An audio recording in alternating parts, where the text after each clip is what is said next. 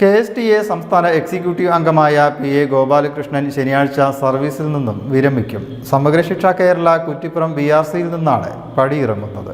1987 പാലക്കാട് ജില്ലയിലെ തൃത്താല സബ് ജില്ലയിൽ താൽക്കാലിക അധ്യാപകനായാണ് PA ഗോപാലകൃഷ്ണൻ ജോലിയിൽ പ്രവേശിച്ചത്.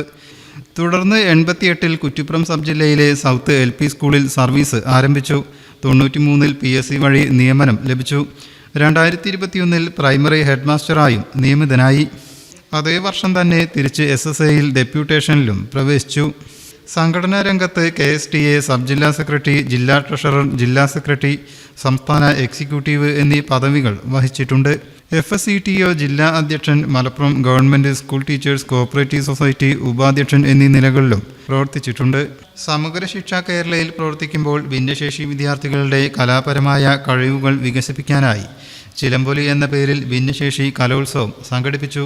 അതിപ്പോഴും തുടർന്ന് പോകുന്നു. സബ് ജില്ലാ, ജില്ലാ, സംസ്ഥാന കലാമേളകൾക്ക് നേതൃപരമായ ഇടപെടൽ നടത്താനും ഇദ്ദേഹത്തിന് കഴിഞ്ഞിട്ടുണ്ട്. കുറ്റിപ്പുറം സബ് ജില്ലയിൽ ജോലി ചെയ്ത എല്ലാ വിദ്യാലയങ്ങളിലെയും സ്കൂൾ ലൈബ്രറിയിലേക്ക് പുസ്തകങ്ങൾ നൽകിയാണ് ഇദ്ദേഹം വിരമിക്കുന്നത്.